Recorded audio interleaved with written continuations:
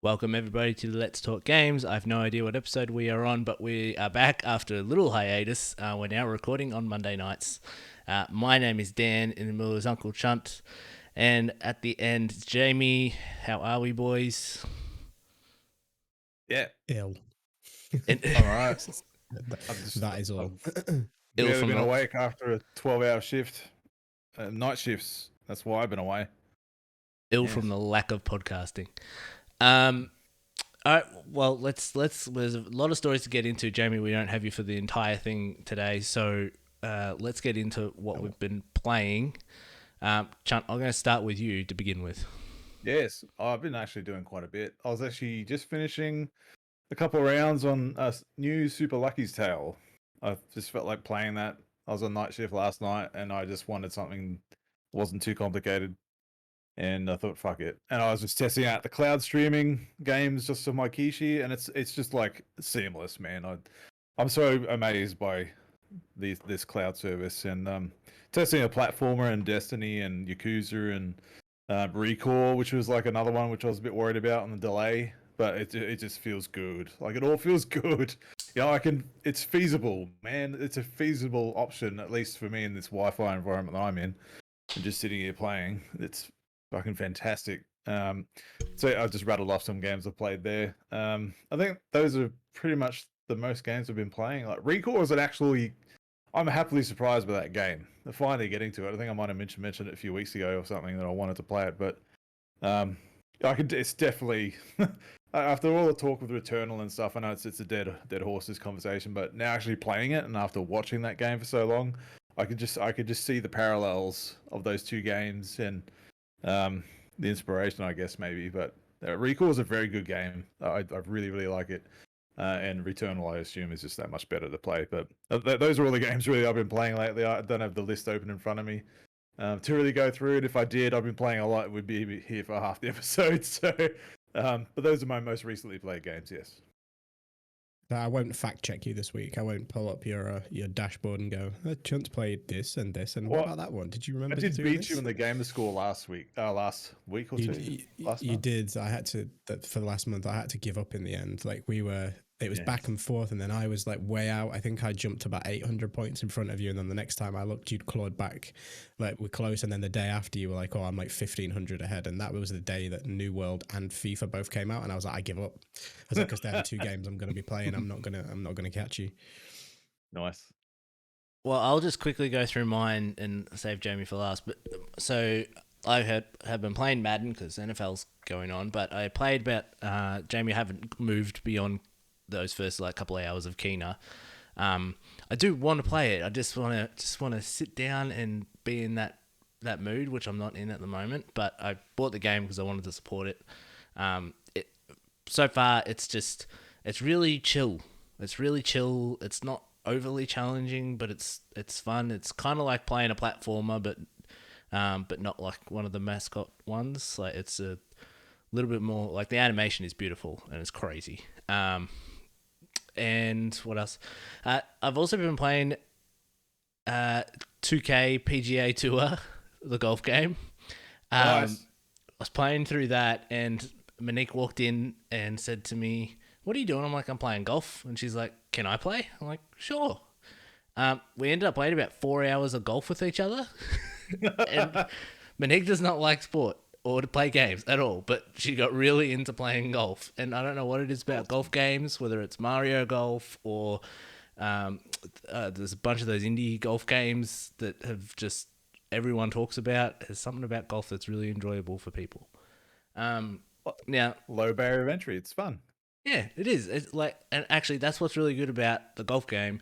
It's really easy for her to just learn to like swing and hit the ball, and it has the indicators of where you can go. And then you have me on the other side doing the same thing, but putting spin on the ball and trying to like use the wind to my advantage and do this stuff. So it's one of those easy to play, difficult to master type games. So That's lovely. That was good. Now you guys will be proud of me. I did try out 2 multiplayer online games this week.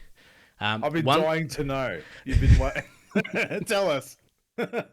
One was Predator Hunting Grounds. Oh, damn. Wow. I played one game and I was out. The predator didn't even really rock up. It was just like a T-pose shape with no head, who was just chasing us around and not doing anything. It was like weird and fucked up. And the AI enemies that you shoot before the predator rocks up kind of just like hover along the ground. It's really weird. I played one game. I'm like, well, this is my first experience. I don't know what my second experience is going to be. So got out of that. Then I played the Hell Let Loose game, the one that was the PlayStation Plus free game for this month, which was like the war simulator, is the easiest way to describe it. I actually got a lot of enjoyment out of it. Now, I didn't really read much into what I was meant to be doing, but what's really interesting about it is there's no real indicators on the enemies, like when they're coming at you, or if you hit them, you don't even know, because it's not like giving you points or anything, because it's real, like if you're getting shot at, you'll just see the bullets, like dirt just popping up off the ground where the bullets have hit, so you might not exactly know where the bullets are coming from. And it was actually, the atmosphere was really, really cool. So I'm actually going to try that out again, look a bit more into what the hell I'm actually meant to be doing. But I actually, I had a good time with that one. Nice. But the main game that I've gotten back into, which I started yesterday and I played for a couple of hours tonight, is, as you know, a little while ago, I tried to jump into Red Dead Redemption and got that stupid save problem. And I said, fuck it, I'm stopping it now. I jumped back in, save problem's gone. So I'm continued on from where I was, and I'm just been such a Red Dead mood lately. So I'm back into that. Now, Jamie, Are you not tempted to give online a go with your online dabbling? Do the Red Dead Online thing? I'm not good enough at the game like Red Dead. Like, I love Red Dead. I'm not great at it. Especially now I'm trying to relearn it when I'm about probably 3 or 4 hours into the game. So I'm having to quickly try and relearn it. But maybe. Man, I was playing Rocket League most of last week, and I've never played that game really, and I thought I'm just going to get hosed.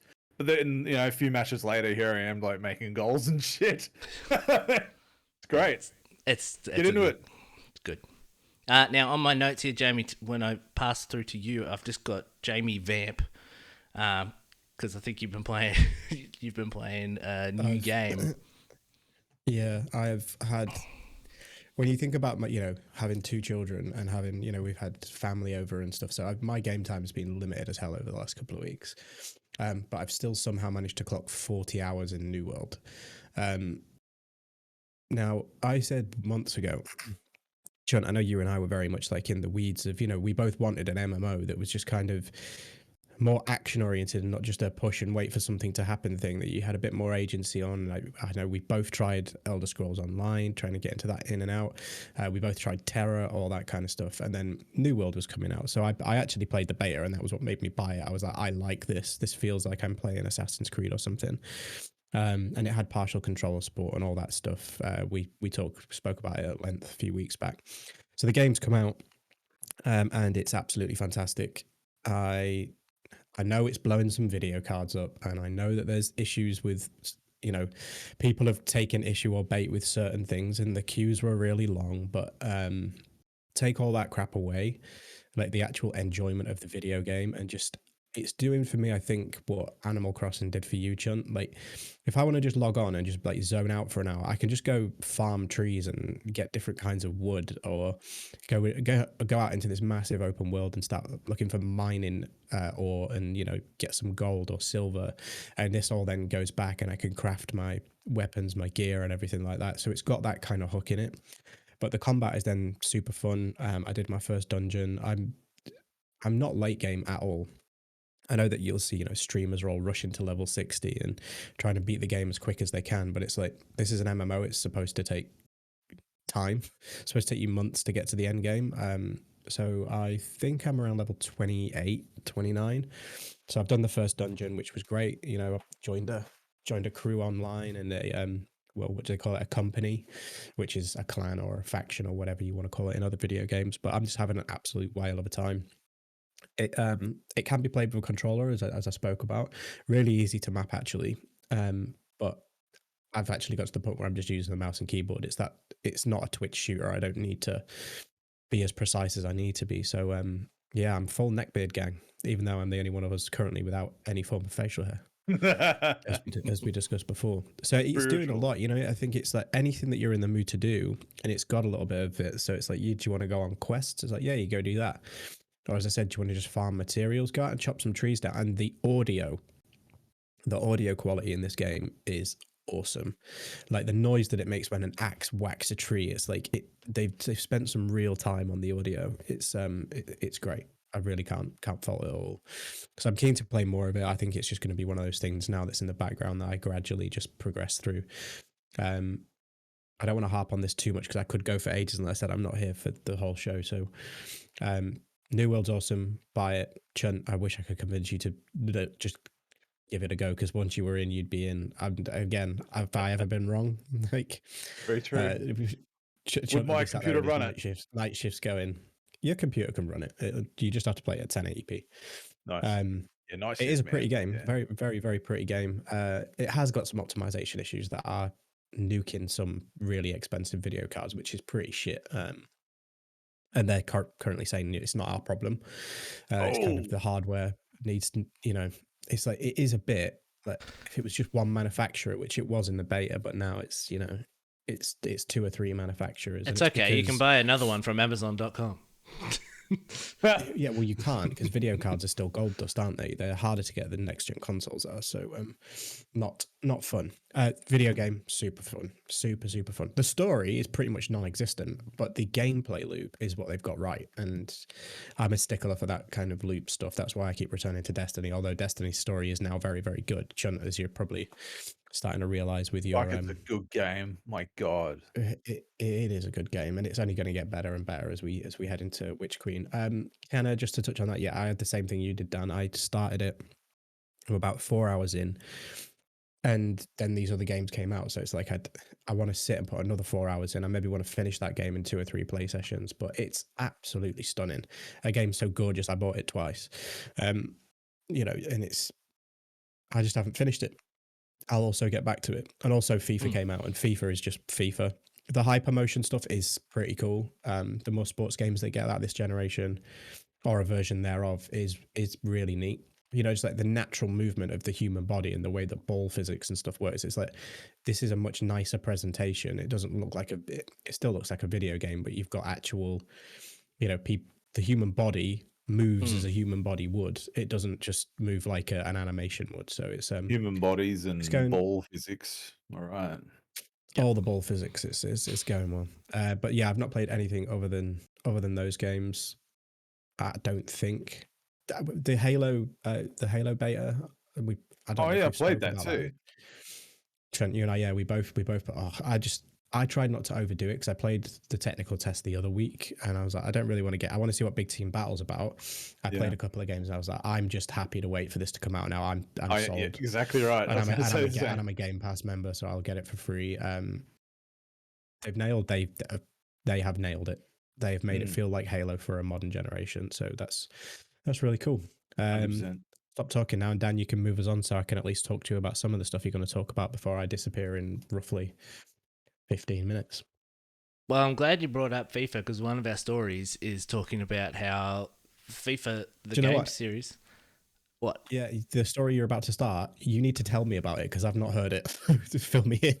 That they're going to change the name. I have no idea. Yeah, so essentially a representative of EA are basically hinting towards that, you know, they might look at not paying out FIFA, the federation, to have the name going forward. So I think it's a little, to be honest, on my side of things, I think it's more a little bit of a bluff. I think EA are making so much money off FIFA. They're like, oh, do you reckon we could make the game and people would still buy it if it didn't have the FIFA name on it? And they're thinking we can still make that money. And FIFA, the organization, probably saying, you guys are making so much money off our name, we're going to up the price for you to have it. So I think there's a little bit of toing and froing, but EA maybe looking towards future games and not having the FIFA name. And I guess I was going to ask you guys, do you think the bluff would be called, or who do you think comes out on top in the end? Yeah, I did hear about that actually as you started saying that. I was like, what? FIFA's changed its name? But I did remember hearing, I think I was watching a news catch up over the weekend or something, and they were saying EA they've got something like 90% of the licenses for the players, the clubs, the stadiums, everything that they need. They actually have separate licenses, which they already have. So they don't need FIFA or FIFA Pro to like be part of the game at all. So if they don't need it, and people will still buy it, like it's just called what, EA Sports Football 2023 or something. There was a point when FIFA was called FIFA Football 20 something. They've toyed around with the name a few times. Sometimes it's also just the last 2 days. So about this year, FIFA 22, but there's been times when it was like FIFA 2019. Do you know what I mean? Like they fuck around with the name a bit. So as long as EA Sports logo's there and there's a picture of footballer on the box, they ain't gonna change shit. And I think EA will win that fight. They will either get FIFA to come down on the price, or they'll negotiate a much cheaper deal for themselves, or they'll just can it and use the licenses that they know they need and sack off the ones that they don't need.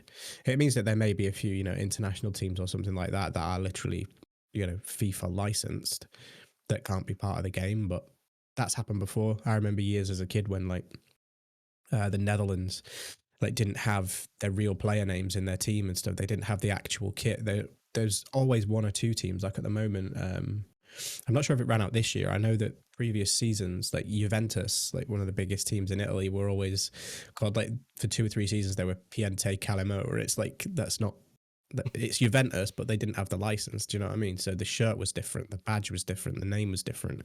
Players were all still the same because their licenses are usually either individually agreed or part of team licensing. So it's a moot point, and I agree with you, Dan. They're doing it it's publicity to garner a better deal. It's nothing else.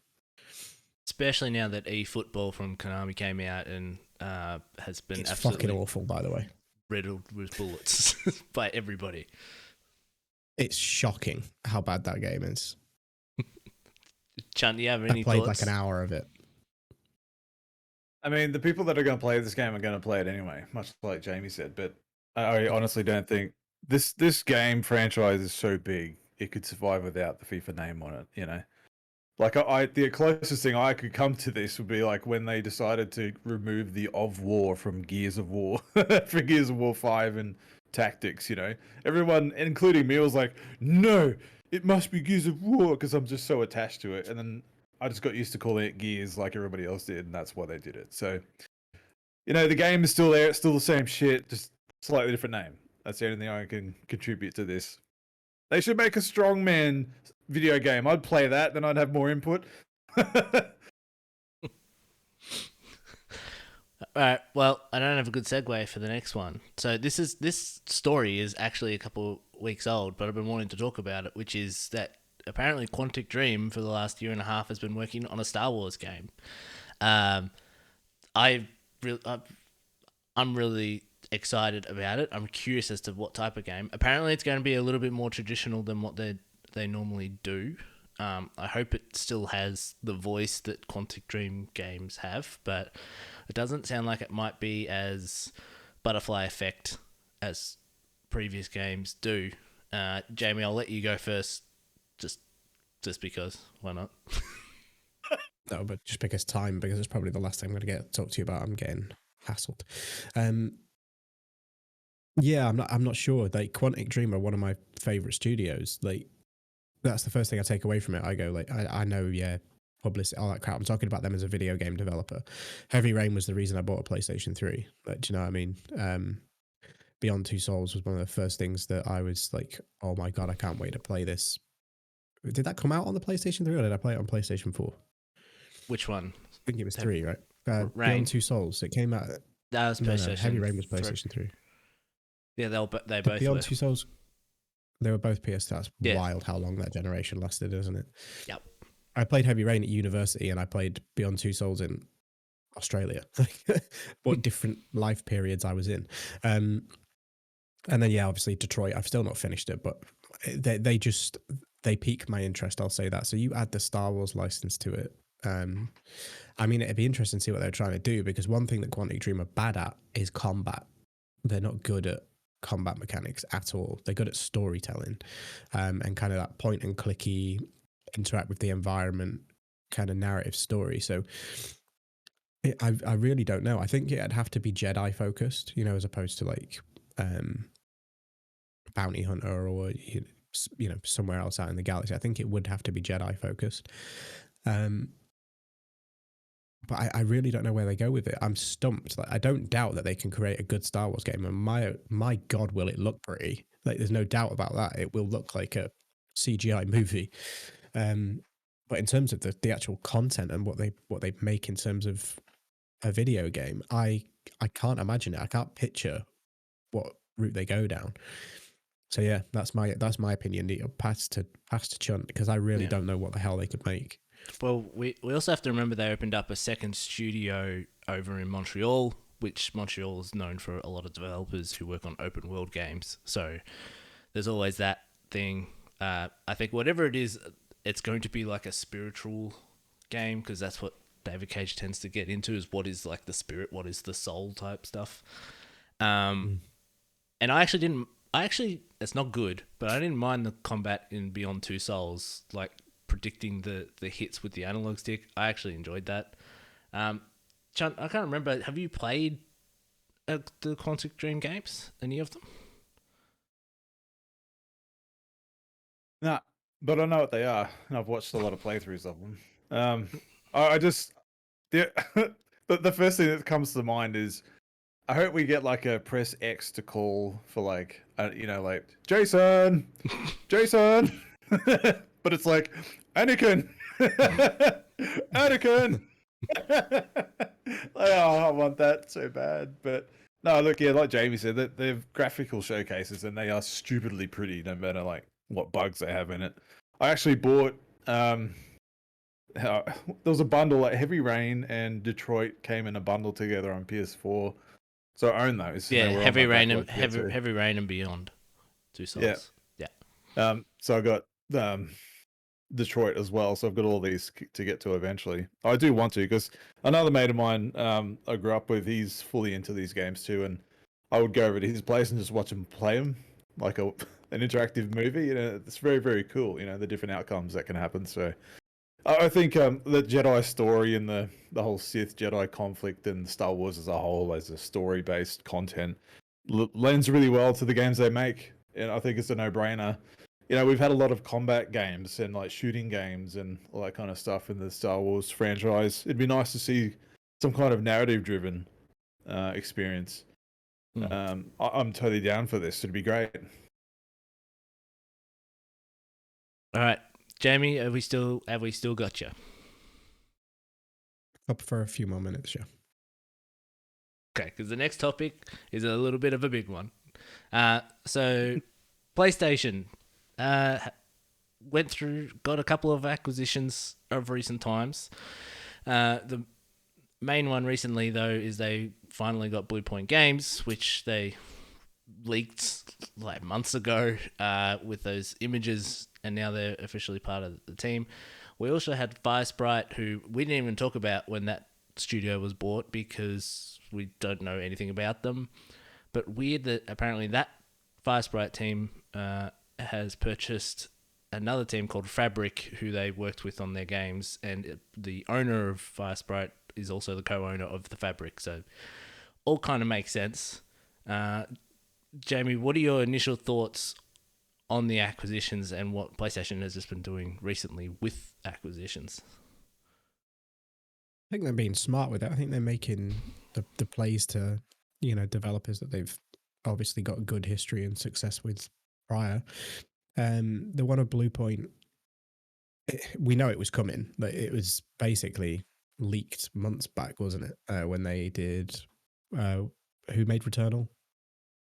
Complete brain fart. Whoever made Returnal. Housemarque, yeah, when they got those. It was like, oh, the Blue Point thing came the same day, and then it was retracted, and it's like, well, obviously they're getting Blue Point. I think what it means for them is now we know that they're making something new, right? They've been told that they can basically make a brand new game. They're not making a remaster as their next title. And I'm not sure if it's a good idea. It's great for them that you know, they get to flex their muscles and make something that's theirs and not just put a lick of paint over someone else's work.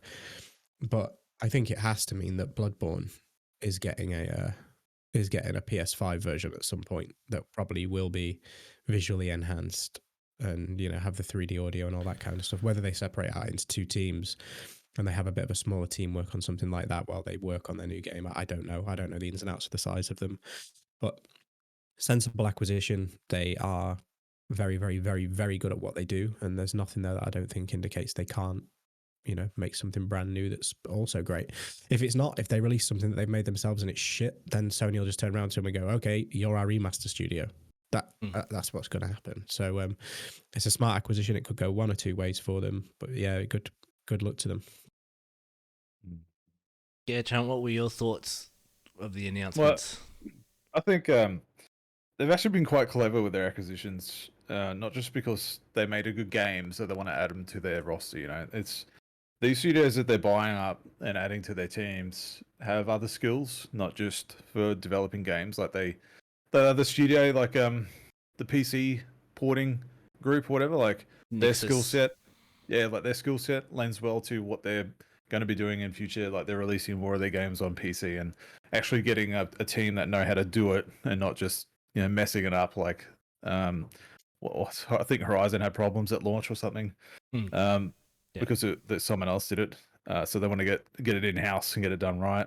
So these other little studios that they're doing and bringing into their fold, it's not just because, like, what Microsoft's been doing is like buying up studios to the IP and the volume of work that they can do, and, you know, the money to buy bigger studios with bigger teams and they can pump out content. But Sony's the other approach of like, well, we can get more out of these teams, like with their own like in-house knowledge and their own workflows, and pass it down to these other teams, but also trade on the skills that these teams already have.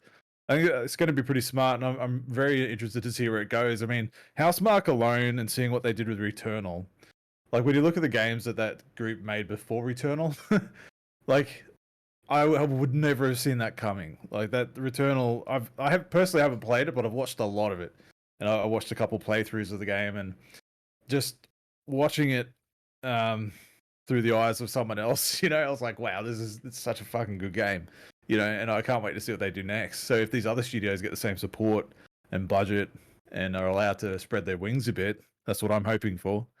We can see some great stuff. But like Jim Ryan made a quote, or you got another quote of his got pulled out recently about how he's frustrated that more people can't play their games. You know, they want like 100 million players or something like that playing their games and stuff. Yeah. But, you know, so that's their other angle of, you know, the PC is going to do that for them. And like Capcom's already saying PC is going to be their main platform going forward.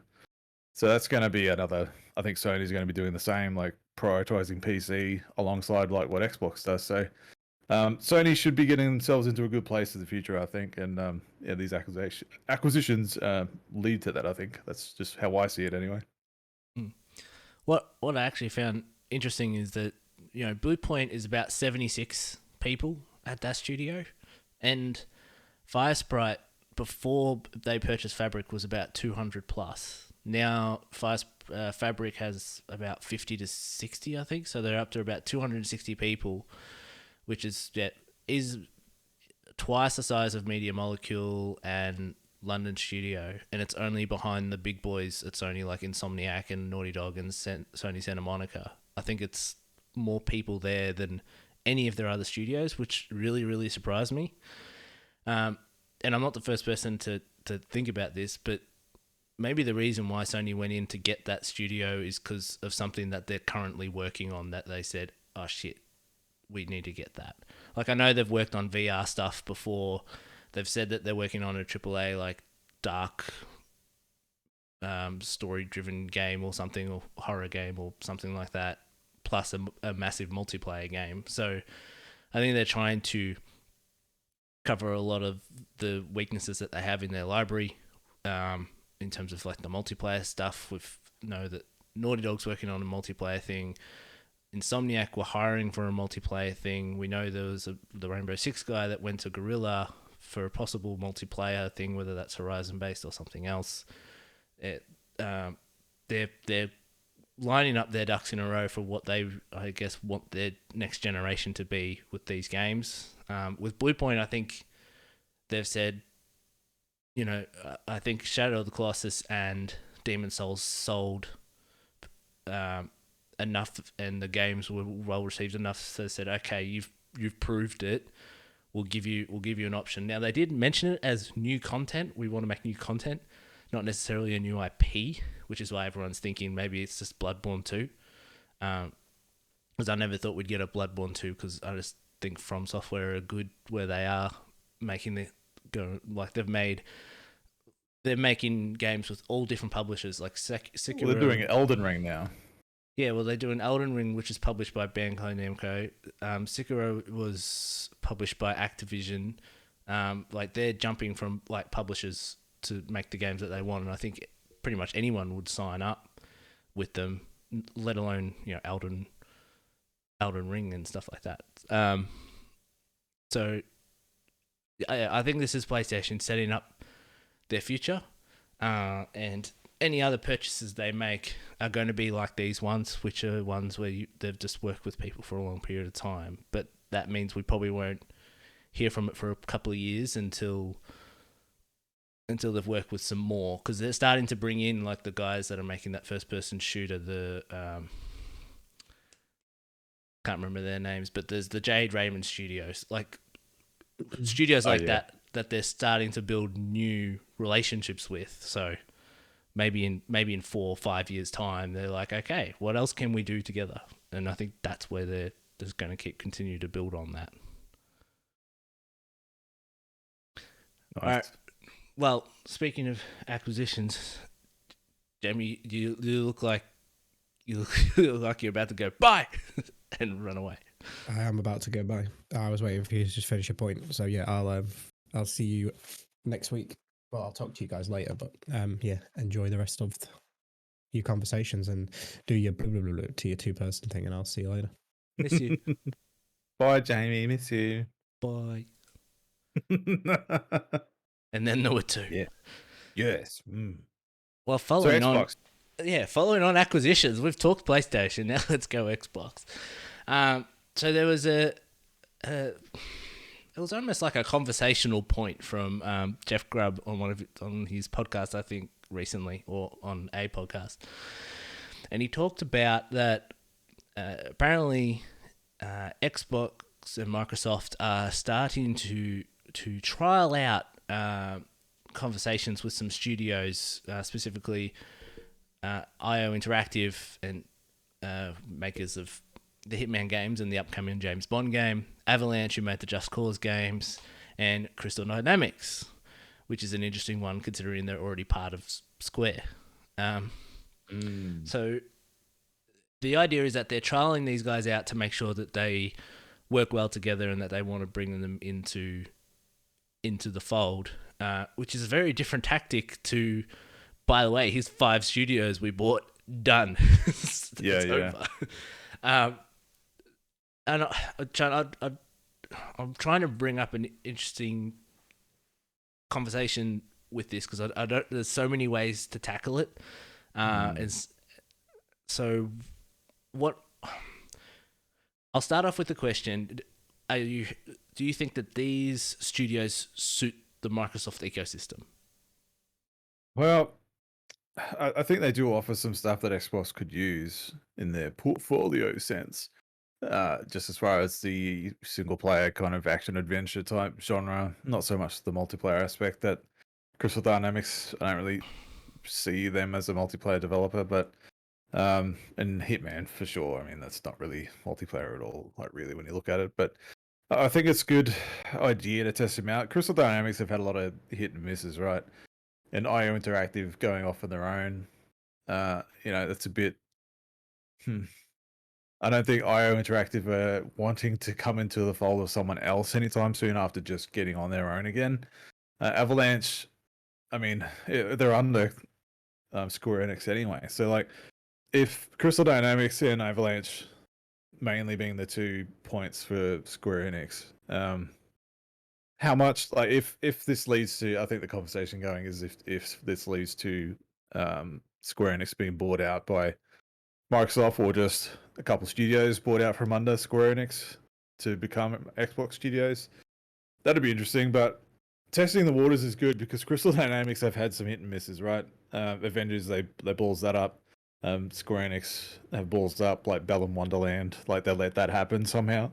Wonder World, whatever it is, that should have been huge. Like a Square Enix teaming up with Yuji Naka to make a new mascot platformer game. That was some big news, and it just failed miserably. So you're only as good as the last thing you did, you know. Sometimes in this kind of industry. So I think it's good to kind of just tread around lightly on some of these smaller. I'm going to call them smaller studios because they haven't been doing many big things lately. But we'll see how Guardians goes, because that's around the same kind of genre and team set these guys are doing under everything. But look, I would probably like Xbox to go get others. You know, I'm not too much of a fan of the games that these studios put out. And why would that change just with an Xbox logo on it? Like the Tomb Raider reboots, yeah, I mean, I enjoyed the first 2 games. The third one I didn't play because it was handled by another studio. So I knew it wasn't going to be the same, and I was right. Like a lot of people say, this just doesn't feel like it matches with the other 2. And it was just a lot of character moments were different or unexpected and not in line with what the other games made up to be. But so yeah, if you're like, hey, if these guys are getting bought by Xbox, I'd be like, eh. Like, there are a lot of other studios I'd probably like to see them go after, but we'll see. I think Xbox have their hands full at the moment. I just want them to start pumping games out and just start. I want to see the fruits of all this start to come around, which we kind of are starting to see hints of it. But they're making a lot of promises, and like I'm, as I keep saying, I'm unabashedly an Xbox fanboy. I'm a supporter of the platform, and it's my place to play and all that kind of shit, and I'm always positive about it. But you know, I don't have a problem calling shit out when I see it. Like I am still sitting here going, all right, let's see what all this comes from. Like I want to see some epic games coming out of all this stuff, and I want to be wowed. I want to be like, okay, this all makes sense now. It's not just flexing and news headlines and goodwill. So yeah, they could take a break, unless it was Sega. If they went out and bought Sega, I'm like, holy shit, yes, there's a lot of IP that Sega have that I want to get remakes of, or new IP from, or sorry, new games made from dead IP that I used to love. But anyway, that's a very long answer to that question. But yeah, I couldn't really care less about those studios. And well, the thing that struck me was one with Crystal. You know, they have been hit and miss, like with Avengers, and like I enjoyed the Tomb Raider movies. I think they're probably even a little bit overhyped. Like I like the gameplay of them, but there's not a lot else keeping me in those games. The other thing with this is I don't think they're actually the most valuable studio there, like everybody keeps talking about. Because if you think of Tomb Raider and Avengers that they're working on, like they're not properties that Crystal themselves would own. Like if Microsoft went and grabbed Crystal, like what are Crystal bringing with them? Nothing. Yeah. Like IO managed to get out of and bring Hitman with them, and therefore you look at IO and you're like, okay, we can get them and we can get the Hitman franchise. Like that is suddenly our franchise. But they're working on a James Bond movie next anyway, so good James Bond game, which could be cool. Avalanche, I've never really had an opinion on Avalanche with the Just Cause games. Like it just wasn't something that appealed to me. But that could also kind of fit because they can probably go get some engine help, because Just Cause games are the games that just absolutely chug for people because of all the destruction and explosions that everyone's frames just completely drop. They did Mad Max as well, right? This is the same Avalanche studio? Like, there's a couple Avalanche studios. Yeah, so that... I'm trying... Yeah, Not it's to, that one. not to Yeah, throw a loop, but yeah, yeah, man, that's the Mad Max. Mad Max, Is that it? game is so good. If they can do that again, like if that was an example, like if you came to me and says, "Hey Chris, if this Avalanche studio came to Xbox, and I was like, they did Mad Max, which I played the shit out of, like I almost 100% of that game. If they could do that again with a new IP and give me that same experience, then yes, come on board. Yes, yes, Mm. please. Um, and with the Crystal thing, it kind of leads into another story that happened, or that kind of came out, was that in a tweet that the initiative partnering with Crystal Dynamics on Perfect Dark, which I think surprised a lot of people. Yes. I think it was, I mean, as a way to get out information, like a nice little just celebratory like Twitter posts is probably all they needed to do. It would have been weird at like a Xbox event or something, being like, "Hey, we're partnering with Crystal Dynamics," and everyone's like, "What?" Because Crystal Dynamics makes their own games. It's really weird. I can't remember something like this happening. But I mean, It's I not don't too want unusual though. It's really not. Like not to work with other studios. Like Naughty Dog worked with 7 studios on The Last of Us Part 2. yeah. Yeah, they're Yeah. just not She normally gets ones that run their own games. Oh, that's right. Like she gets outsourced to other studios all the time. Like the most recent example, what was the game I was playing? The Ascent. They're a small team, right? And they pulled like a quote from a dev video they put out saying is like, we pulled every favor in the industry that we could to finish this game and get it ready for launch. You know, so there was a lot of other studios around the world that helped get the game finished for launch. But I think the why this made news is because the initiative has always been touted as this quadruple A, bullshit title kind of studio, and it's like, well, why are they getting help from another studio if they're like this big, or if they're meant to be this massive deal and they've got all this like amazing talent from across the industry coming to this one studio? I think that's why it kind of raised a lot of eyebrows, going, what? Like, what's happening there? Like, why do they need help here? So I am curious to see what Crystal's going to be bringing to it. Maybe it's an engine, like help with an engine, or maybe they're sharing systems or something. I don't know, but Crystal Dynamics, they have a lot of experience in that kind of third-person action kind of game set. And if Perfect Dark, like I'm pretty sure this is meant to be another first-person shooter, but I think if you're going to get Crystal Dynamics in, maybe there's a way that they want to get some expertise there on how to make like a third-person action game, like Tomb Raider, like a Joanna Dark going around in the world like Nathan Drake or Lara Croft. I mean, that'd be pretty awesome. I'd love to see that. I don't need another first-person shooter. you know, I do remember articles and quotes specifying it's an FPS, but then I do remember seeing other things saying it was going to be something different. So the game is years away, and we know that this stuff changes all the time. Like Halo originally was a third-person action game for Macintosh, and then it became a first-person shooter on Microsoft. So these things change all the time. So we'll see what happens. Yeah, no, I think the first trailer for Perfect Dark kind of shows off that it's going to be that first person. I know viewpoint, and one of the I hate it when you read in articles about this stuff, and one of the comments is like, "Oh, Crystal Dynamics has a history with female protagonists, and would work well." I'm like, that has nothing to do with it. Like, that has. Like, just because there's one female character here and there's another one here doesn't mean they're all the same. It's really easy to make female protagonists if you worked on one before. 3D model with a wire rig frame on it. That's the expertise there. Yes. Yeah, but no, I do think it might be a case of it might be just a case of bringing in the design of the game necessarily, like not necessarily the programming side of things. I think they might just be running a little behind, and they just want to bring in people that they know. I think it was the guy running the initiative used to work at Crystal Dynamics, so he probably just wants to get help from people over there.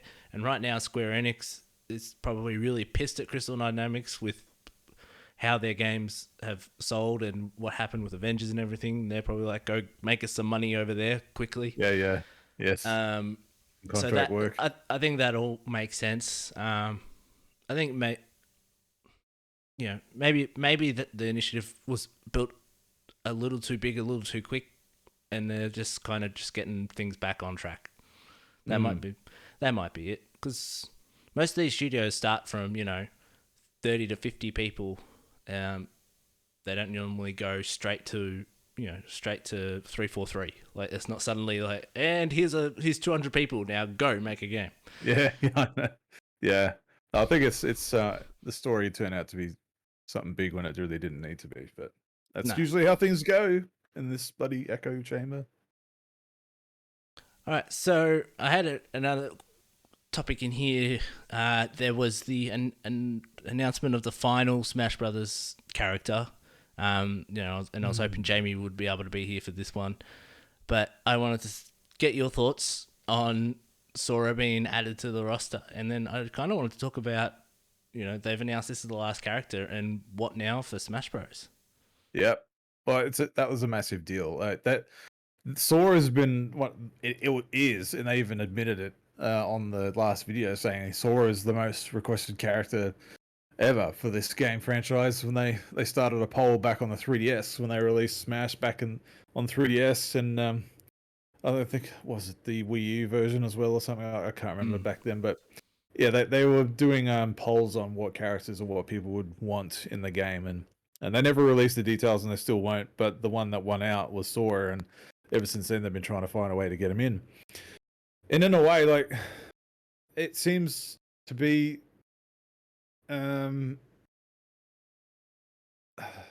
it made sense. Like, I totally forgot about that poll, but I've seen it being thrown around the internet forever, like for years, that people want Sora in this game. And Kingdom Hearts is a big deal. Like, it might not be to us, or I don't really care about it, but it's a big deal for a lot of people, and it's a massive property, and it's a Disney property. It's not something Nintendo owns. Like, Disney owns the Kingdom Hearts thing and all the characters in it, and Sora and all that kind of shit. So to have this happen, it's a massive deal. It wouldn't have been cheap either. But to make it as like the way to go out on this game, I think it was the best way to end it, because if anyone else got that slot, I don't think it would have felt right. Just retroactively or retrospectively on the game, because the game's so massive. You'll never see something like this again. I'll never say never, but the amount of shit that's in this game, the amount of licenses that would have had to have been acquired to get the content in this game from so many other properties and franchises and studios, and the sign-offs on everything, like the amount of back and forth that Nintendo and Sakurai and Disney and shit would have had to do to go back and forth on Sora and how he plays in the game, and do the animations match up with the Kingdom Hearts games and the style and all that kind of shit that plays a part in this game. And you do that like 83 times just for the roster of characters that you can play as, and then you've got all the other stuff, like the trophies that appear, like the characters that pop out of capsules, like all the little spirit sprites that you can apply to your characters, and the songs. Like there's like thousands of songs in this game, and like the stages that are all themed on different properties and characters. All that needs approval and sign off from so many people. Like, the undertaking on this game, like people don't get it, and they try to explain it in the final video of like, okay, let's show you how much is in this game, and they started just like banging it off of like how much shit is actually in this. And when you see that and the numbers of items and in-game content in this game, and you're like, right, yeah, this is a stupidly huge game. But at face value, all you're seeing is like, oh, there's just a bunch of fighters on this character selection screen. Cool. Now, it can't be too hard to kind of do that again. It's like, well, it is actually. I don't ever see this game getting ported over to another Nintendo system, just because they would have to relicense all that shit again. So Smash Brothers is going to have such a big effect on Nintendo's future, because it's such a massive game. They can't let it die on Switch. They have to make the software somehow, or the game cartridge somehow. Like, people that buy this game physically, like I have, or digitally off the eStore, they have to make that forward compatible into the future because it's such a massive game just to let die on that system like they do every other system. And I think that would be a massive disservice just to that game as a whole and that part of Nintendo's culture and gaming history. Like, I don't want to undersell the game because it needs to be like applauded for what it is. It's such an achievement that I don't think will easily ever be replicated again in the future. At least not with those many characters from so many different franchises. A lot of them are Nintendo franchises, which makes it a bit easier. But when you've got stuff like Steve from Minecraft and Banjo-Kazooie in there, you've got Metal Gear Solid, you've got Sonic, Sora, like all the Fire Emblem stuff, which you could argue is Nintendo properties, and like blah blah blah. The list goes on, right? I'm not going to list off all the 80 characters, but the way that to send this game off as Sora is awesome. I've got the fighter packs, so I'll just immediately get this next time I boot up the game.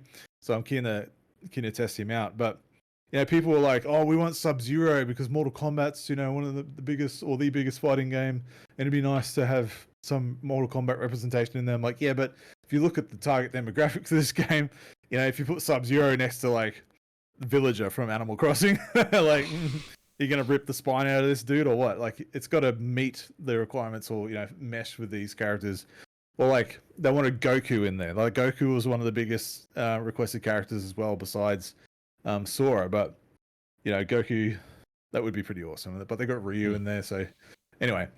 But yeah, this was such a massive deal, a massive announcement, and I don't think there'll be another Smash Brothers. I really don't. I think this will be the last Smash Brothers. Sakurai is moving on. This was a massive part of his life. Like the game's been supported for 3 or 4 years now, where it like came out and has been constantly supported with characters coming out. No other fighting game does that. Like Mortal Kombat 11 before this was the most longest supported fighting game. This with like seasonal content or like character releases. Yeah, DLC characters and stuff. Yeah. But like Smash Brothers is even longer than that, and Sakurai's been there for every Smash Brothers game. And I think he's even he said he's tired. He just wants to rest, And he's not a young fella anymore, right? He's like 50 or 60 or whatever he is now. I'm sure he wants to do other things or just sleep. Like you said, just let me sleep a while now, please. He's a pretty funny guy. But yeah, I could talk about Smash Brothers a lot and the future of it. I think, yeah, like I said, it needs to be kept alive, and Nintendo need to be aware of that. So many people bought a Switch. I don't care what people say. So many people bought a Switch because this version of Smash Brothers was getting ported from. It's basically a Wii U port, right? It's one of those ones that got ported over from the Wii U, and it's become this behemoth and a cultural Nintendo community kind of icon. They can't let it die. But yeah, oh, man. Yeah. Oh, I'm sad to see it. It's the end of Smash. I have to look at it like that because I love Smash Brothers. I don't talk about it enough, but I love Smash Brothers. And to see this like potentially be the last one, it's a bit sad. And watching the last video of Sakurai, like he's like, "Right, I'm going by." He said he's hurrah to the franchise. He's done. And I was like, "Oh man, that's a bit sad actually." But I don't think anyone will take it up. Like Japan, I don't see someone else coming in to try and fill in his shoes. Like I think the respect there will just be like, "Nah, I can't." Like that's his life. That's his DNA in this game. Who else is going to be to come in and fill those shoes? But yeah, that's a very long rant about Smash Brothers. I could go on a bit longer, but I love that game franchise. I don't know. Did you play much of it at all, or am I just talking to myself? I play with it like as a casual basis, like and it's fun to see what characters they were putting in through this game. I think Sora, Kingdom Hearts is very much a nostalgic franchise, and I think the whole setup for this Smash Brothers game is nostalgia. Like it is, we are bringing everybody we've ever had. It's kind of this big hurrah, and apart from having. I think the other one that people were wanting was Waluigi. Like people kept complaining why I know he never came there. But I think people were just so happy that it wasn't another Fire Emblem character or I know, right? Some from that franchise because they just kept popping them out. Yeah. But no, it seemed like a fitting end, and I think Smash Brothers and Mario Kart are kind of in the same vein. You know, like Mario Kart also, while being a port from the Wii U, they've thrown everything into that game, and that game is the highest selling game on Switch, like from Nintendo, like more than Breath of the Wild, more than Animal Crossing. It's huge. So Yeah, it is interesting to see where Nintendo moves forward with some of their properties, because it is built up to a thing of like, we might not get a Smash Brothers game whenever the next generation of Nintendo comes out at all. Like, they might give it a long break, which is good because there's so much there if you want to play Smash Brothers, and people are just gonna always make it have backwards compatible.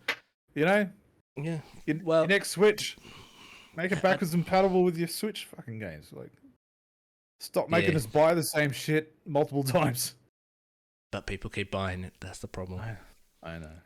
Yeah. So we've got just a couple more stories. One was, I just wanted to have a quick little conversation because there was some stories that came out about Konami then versus now.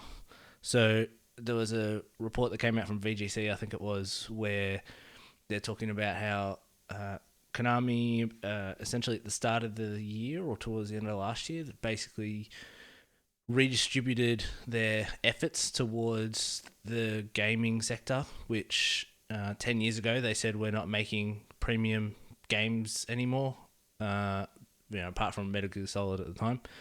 They basically gave that up, and then we've been noticing them at events and things a little more here and there, and this VGC article kind of talks about how Castlevania, Silent Hill, and Metal Gear, they're aiming to bring them all back in different ways. I think Castlevania has had a huge uplift in popularity since the Netflix show. I think they've realized, like, holy shit, people actually are having like a great time watching this show, and we don't have anything to support it, essentially.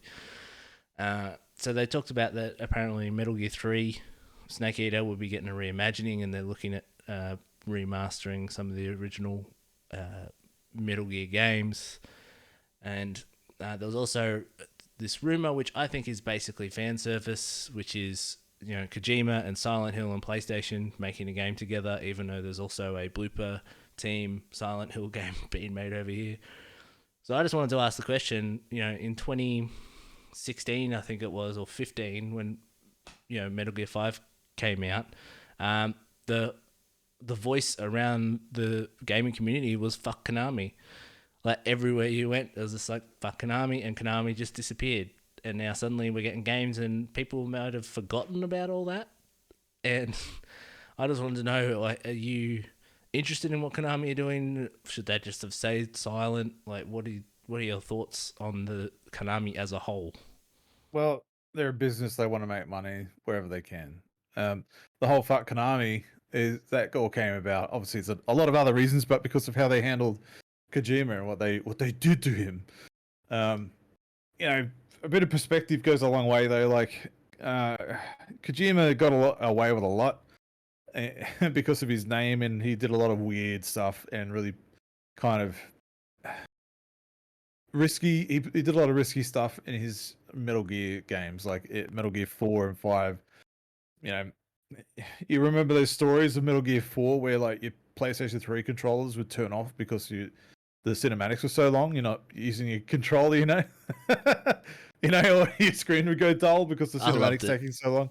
Yeah, like all those kind of stories, and like there's 4 or 8 hours worth of like cinematics in a game, and blah blah blah. And Metal Gear 5 had a lot of that in it. Like, just, I mean, fair enough.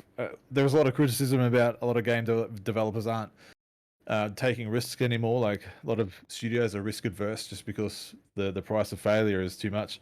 But I don't know. Like, I don't think Metal Gear Solid as a franchise, it didn't make the numbers I don't think that Konami wanted, and that people think that it might have sold to warrant the risks that he would do. And I think that was part of the backlash that he got from Konami, because he just strayed too far from what they wanted a lot of the times, and he just went and did it anyway, even though he was told not to on a number of occasions. Like, this is all third hand news that I've read on articles and shit. But because the ending is not there in Metal Gear Solid 5. yeah, like that's right. Metal Gear 5 doesn't have an ending because they just shipped it. They were like, no, this is it. This is all you got. Yeah, the relationship broke down. It's like, no, the game's not finished. Really cool to put it out. But look, Konami, they're testing the waters with Castlevania. Like they made a mobile game, and just that was an announcement I think last year or two ago. It was like a universal sigh when it was announced as a mobile game. But then they put out a Game Boy Advance collection on Switch recently of the Game Boy Advance Castlevania games, which a lot of people were happy about. So that they're putting their finger back in the water and a couple of toes here and there as well, just to see what the interest is. But I think if they really wanted to make a splash, since they still own the IPs on all these games, if they just remake Metal Gear Solid 1, just remake it. Like, why Snake Eater 3? Like, why? Why that one in particular? Like, why wouldn't you want to come back and just go, all right, remakes of Metal Gear Solid 1, Silent Hill, and Castlevania Symphony of the Night. That's the most popular Castlevania game is Castlevania Symphony of the Night. Symphony of the Night. Like I have that. I haven't played it yet. It's one of those games that I'll probably never get to, even though I own them. But it's the most popular and well-known Castlevania game. Why not make a big splash and just remake it? People say, "Oh, it's perfect the way it is." It's like, yeah, but you'll buy it anyway, and they know it. So I think that'd be great. And it'd be some goodwill, particularly if they do it well. I mean, they screwed up Contra, something hardcore. Like, pardon the pun, but they did a new Contra game, and man, that was absolute garbage. Absolute garbage. I couldn't believe what I saw. And Contra has a lot of fans around the world, and that was a very bad move. But yeah, I don't really care for the studio or the company. Like, it's people behind the scenes that just want the money. But if people get the games that they want, and the developers are treated well, and if you can separate the actual developers from the headless corporates, up above, and we get good games, fine. Kojima's moved on and he's doing his own things now, and I don't think he's really caring too much. He got to do Death Stranding, and people love that, and you can tell that was a love letter to a lot of Kojima isms in that. So yeah, fine, man. Like, whatever. Yeah, and that rumor I talked about the Silent Hill Kojima PlayStation, I feel like it's just a fanboy dream, because we also know of the statement of intention for him working on. We don't even know if it's a game, but it's working with Microsoft on something. Whether it's like got to do with the cloud stuff or who knows what that is. So he's going around everywhere. But the other thing, I think it is cool that they basically created an indie program and just said, like, indies, come to us. You want to do stuff with our stuff, pitch it, and if we're happy with it, we'll greenlight it. I think COVID and the pandemic had a lot to do with this. If your main source of income is pachinko machines, and yes. one thing you can't do in COVID is go to the pub or go to the pokies and spend your money there. So I reckon they thought we need some other revenue resource, and we've got this game developers still working for us. Why don't we get them to make a game? One thing I did think about Castlevania now, and I'm saying this as someone who's never played a Castlevania game, I just watched the show. I would kind of be interested in Castlevania if they did a God of War 2018 or a Resident Evil 2-3 remake style.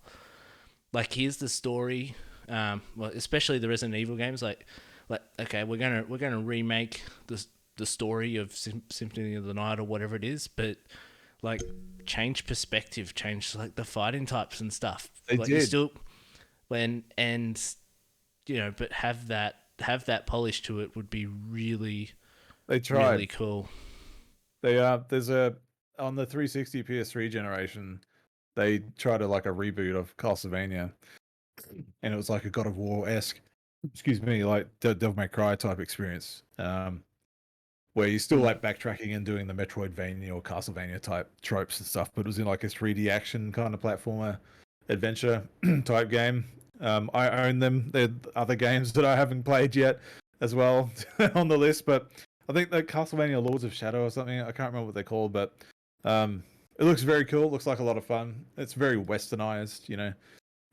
So I don't know, maybe check those out if you're keen to have a look at those. But you know, a newer game, yes. I mean, that would be fantastic with the new polish and everything these days. But it's worth a look. Yeah. Well, I just think over this generation, like making things like character models and building out worlds is going to get so much easier for developers. Like we've seen the stuff that Epic are doing, and like being able to just have something there ready to go and create, and lowering that bar of entry for people to be able to make stuff.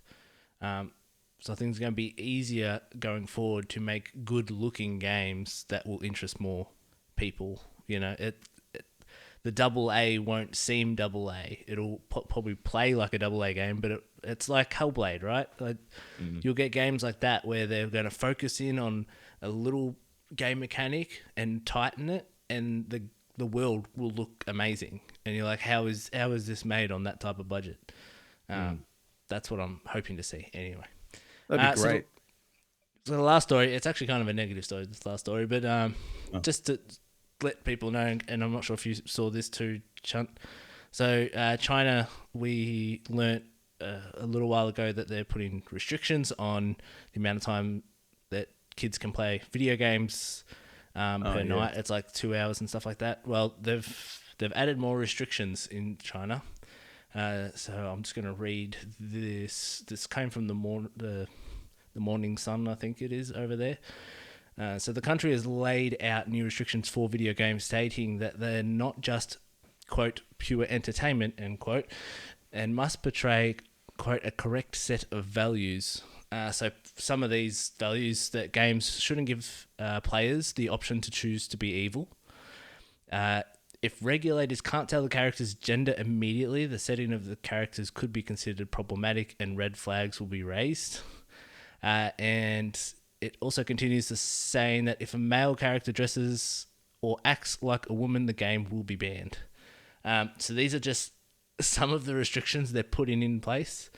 And, you know, with all these stories we've heard over the past couple of years with like Tencent getting into a lot of companies and China bearing these restrictions on the games that they allow, you wonder how much that's going to filter in to other games where they're like, well, we don't want to make, you know, not just a full game, but a game and a half, because we have to account for all this stuff we have to remove from the game just to be able to play it in China. So they'll just make one game that can be played in China and everywhere else. And it's a little bit worrying.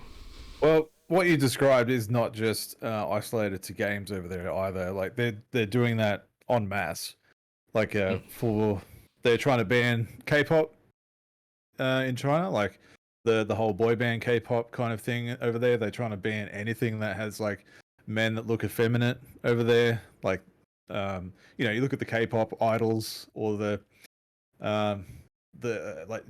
Japanese idols, like the men models and stuff like that, how they might have like, you know, feminine features, or they're real like clean and like I don't know, feminine haircuts. I don't know how you describe this guy. So I'm just sitting here with a beard, you know.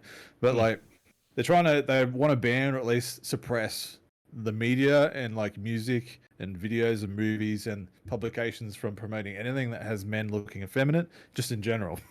So like video games, you know, that makes sense because they're doing it already for everything else. And just the other stuff, like there's a whole conversation here on what China are doing that, you know, I'm not the expert to go making comments on it anyway, but we all know it's ridiculous and we all know it's bullshit. And we all know, like, a lot of people in China think it's bullshit, but they can't say anything, right? So, man, like, a lot of these people in China have their decisions made for them, and it's really sad that they won't be able to experience things as free as we are. My takeaway from any time we get news like this is just appreciate what you have and where you live. You know, if you're living in a Western country or anywhere that's not China and you have freedoms at all, to think freely and to do as you please without repercussions from the government coming down at you like a big brother scenario. Count yourself lucky that you can play a video game and make your character a female if you wanted to play as it. Like if you wanted to play a massive multiplayer online game and you built your own character and it was a woman. Count yourself lucky. I mean, it might not sound like a big deal, and it's not, like, to us, but to some out there, they don't have the choice.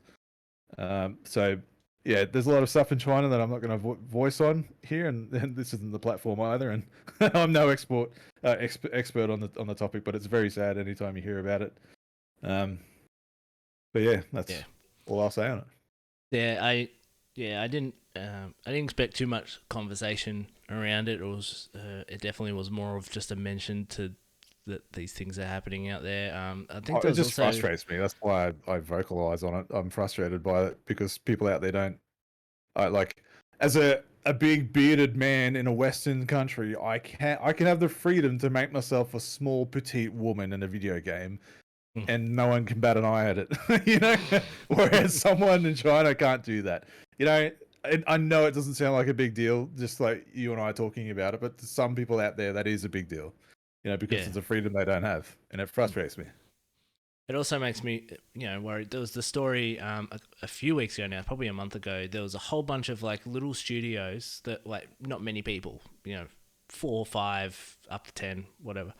They all basically got together and were like, listen, like, there's 70 studios here, and we're all going to help each other make our games. So we'll be working on a game, and if we need help, we'll contact someone from the other studio, and they'll come over and help. And they just share resources, and they share people to help make their game. So it was like this big group effort.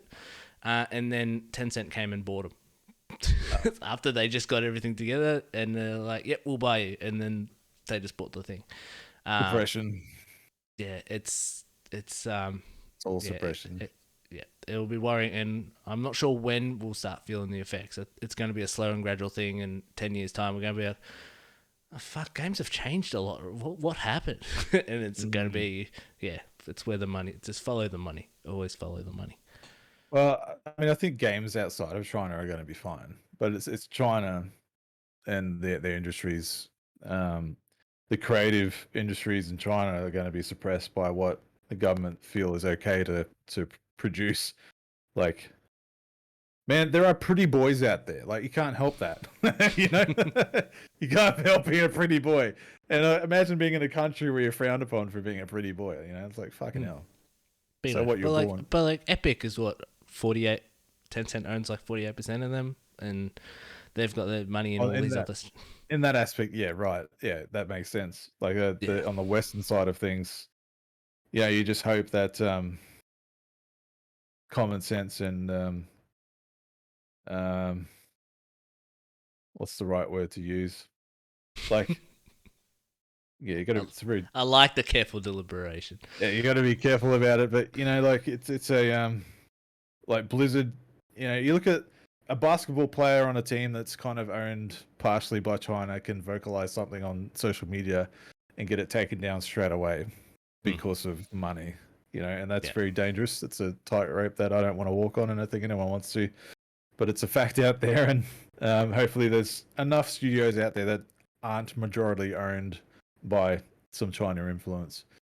That's right. But oh my god, that's getting very political here, and video games are meant to be fun. Make female characters, man. If you want to put a dick on a female, just do it. You can do that in Cyberpunk. It's not the first time that's happened. Oh god. Yeah. All right. Well, we might finish up there, so new recording days going forward. It's just better with our time zones. You're an hour behind me, and Jamie's 11 hours behind me. So it's Well, I'm awake like an hour before we do this now.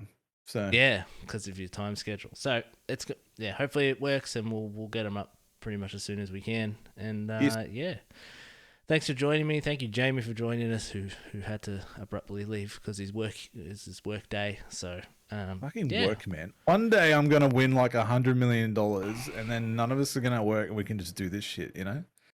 Oh, aim higher. Go for $1 billion. You can do it. Okay, You can do it. You got to Alright. buy the ticket to win, but all that's good. true. I like the attitude. All right. Thank you very much. See you next week.